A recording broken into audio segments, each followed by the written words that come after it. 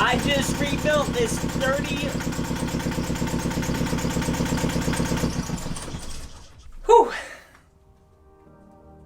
I'm so excited we got this thing running.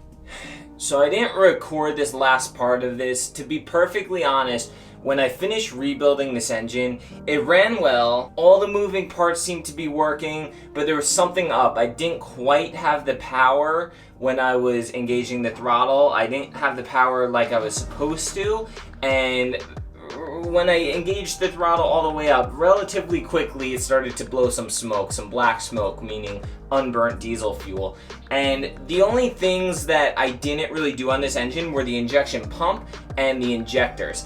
If I knew how simple the injectors were to pull, I mean, there's some parts in there like packing and washers and stuff, but it's relatively simple. If I knew how simple that was, I would have just pulled them out while I was doing all that engine work.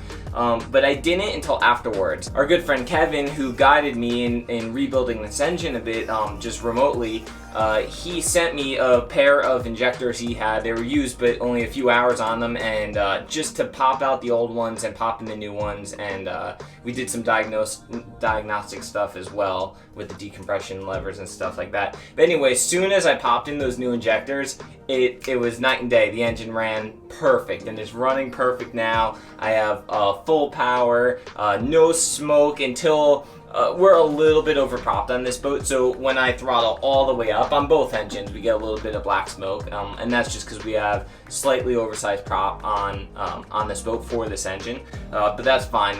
There's a trade-off there, and it's normal. But anyway, yeah, the engine is running exactly how it's supposed to. I did a little bit of a break-in, and then I changed the oil and filter. And yeah, I'm just so happy that it's done. In one of the previous videos I mentioned, I was talking a lot about, like, is it worth it?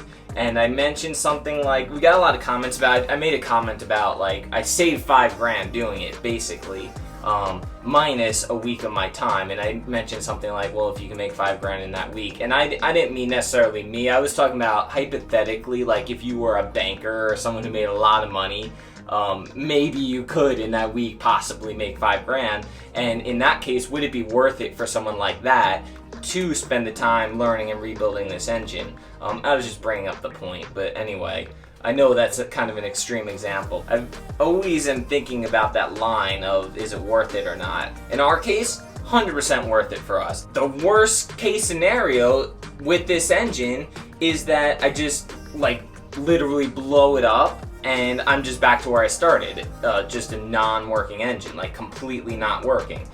In that scenario, because for this engine, it would not have been worth it to have a professional rebuild it. Like, it would have been so close to just the cost of a new engine that might as well just buy a new engine and have a warranty and everything like that. Pop this one out, the new one in, and good to go.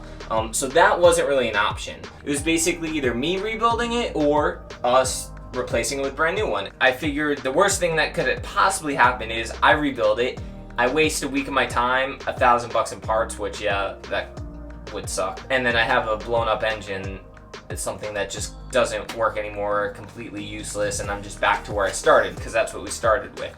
Again, it would cost me $1,000 a week of my time, and I'd be pissed about that. But maybe that's worth the learning experience of what I went through, of learning exactly how this engine works. And yeah, for me, learning what I learned, getting it done in a week, and saving $5,000, 100% worth it. 100% worth it. Even though we still have a 30-year-old engine in the long run, basically all of the internal parts are basically new. Everything that could get worn or go bad is basically new, minus a few exceptions here and there, but still, it should last for another few thousand hours. So yep, pretty pumped I did it, pretty pumped the way it turned out. It's time for me to go sail to St. Thomas. As you guys probably know, Sierra flew out to visit her family while I was doing this engine rebuild. She just missed her family. She wanted to spend some time with them and see her friends and stuff like that, and that was fine because I was just completely focused on this. The boat was a disaster. It would have been not fun living conditions for her, so that was totally fine. But now she can't get back into St. Martin because of the coronavirus. The borders are closed. Oh, it's starting to rain. I gotta shut the hatches. So anyway, going sailing to St. Thomas solo. Gonna pick Sierra up, and hopefully that all works out smooth. So here we go. Just heading out the Simpson Bay Lagoon. Going to sail to St. Thomas solo with, well, Jetty. Hey, Jets. Sierra's flying in today. You're gonna meet me there. I'm gonna take an overnight to get there, and then she's getting a hotel overnight, so meet her there in the morning. But oh man, we didn't really get to explore St. Martin at all. I literally spent the whole time I was here in the engine compartment, but we did have an awesome group of friends all anchored by each other right in the lagoon over there. I mean, well, Bo and Brandy were here for a bit, but they cruise to the other end of the island, and then Ryan and Sophie sailing, and our friend Luke, and Ryan and Jara, and Teddy, and Geza. Yeah, just a cool group of young sailors. It's cool to have a group of young sailors because there's not many cruisers who are so young, like all in one spot. Most cruisers are a little bit older, at least. It was cool to have that, and yeah, I'm gonna miss all those guys. Everyone was so awesome, super helpful as I was rebuilding my engine, always offering, you know, dinner or to hang out. They would come and help, and just I couldn't have done it without those guys. Amazing. But yeah, we're waiting here for the bridge to open, and some really cool boats.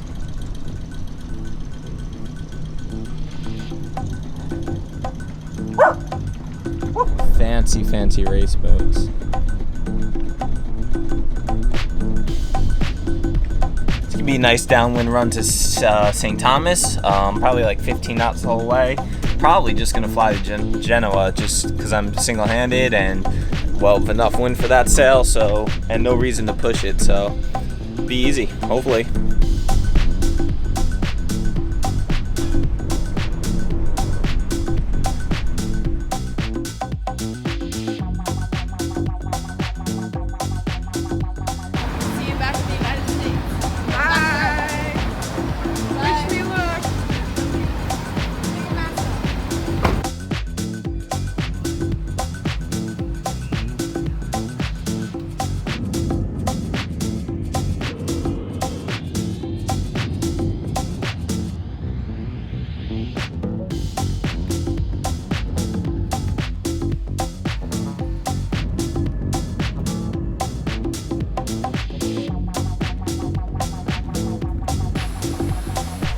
Been underway for a few hours here.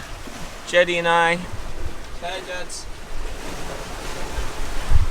have been just taking turns, taking shifts on watch while the other one rests a little bit. It's going pretty good. We had a lot more wind this morning, probably gusting close to 20 knots, and now it's probably just maybe 12 to 15 knots.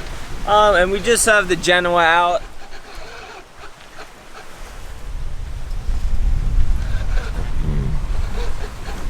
Like I said before, just taking it nice and easy. I don't want to really arrive to an anchorage in the dark, so we're just gonna sail through the night and arrive when it gets light out tomorrow morning, and we'll see Sierra. This whole passage between St. Martin here and the BVIs is called Anegada Passage, I believe. And I am starting to see some land over here on this side. That might be like Tortola or something like that, the beginning of the BVIs. And then a little bit further up will be the USVIs. Some birds before, I saw one ship, and that's about it. Not too much else. So, I say it every single time we go downwind now, it's so nice to go downwind, not having to beat into it.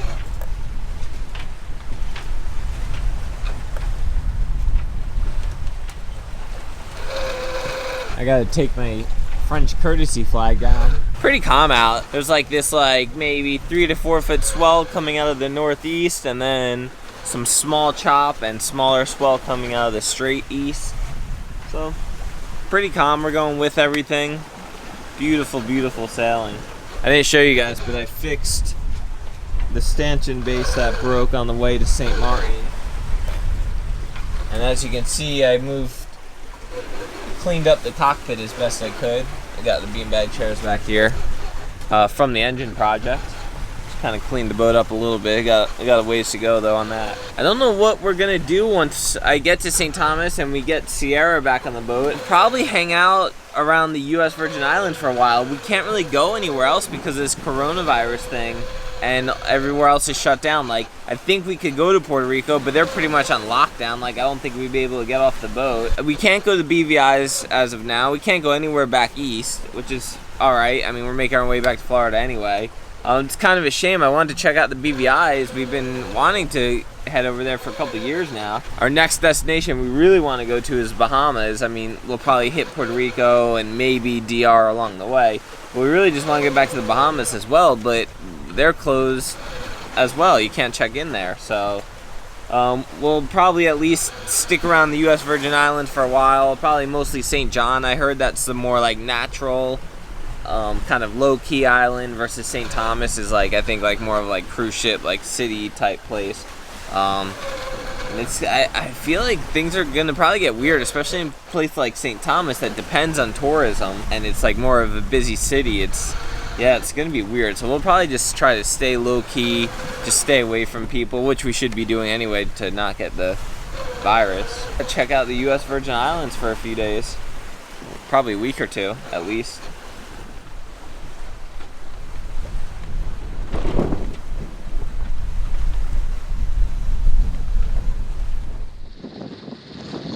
Just pulling into St. Thomas here, the last little stretch. We're motoring into our anchorage up there. I don't know where exactly we're gonna anchor.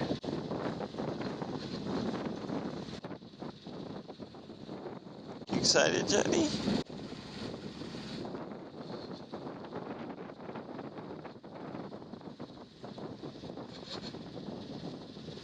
We're a little bit earlier than I planned to be. It's still dark, the sun hasn't quite started rising.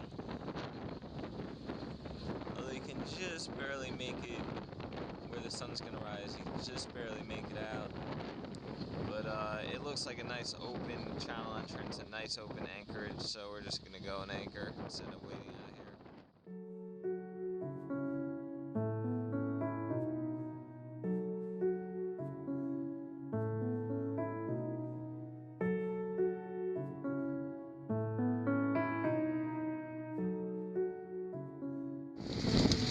Probably just go on that outskirts right up here somewhere.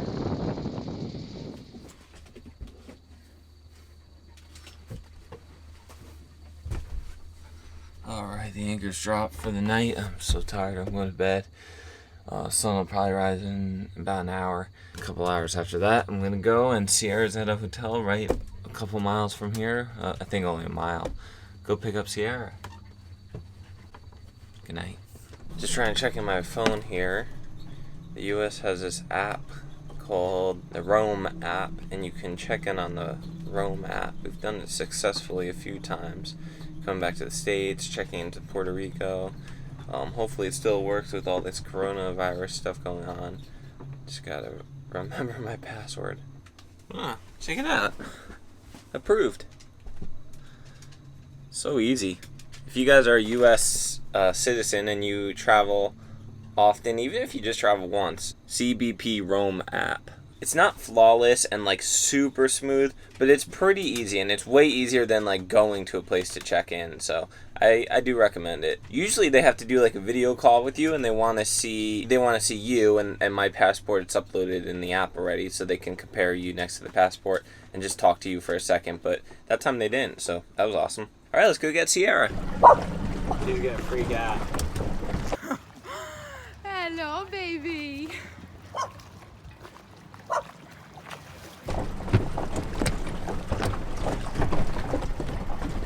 Oh my goodness, I missed you so much. I did. Oh my goodness, come here. Oh my goodness, I missed you. Yes, I did. I missed you so much. I missed you, little puppy. How does it feel to be back? Oh, I missed you guys so much. I didn't think I was ever gonna get to see you again. We missed you too. We sailed all night to get to you. I love you.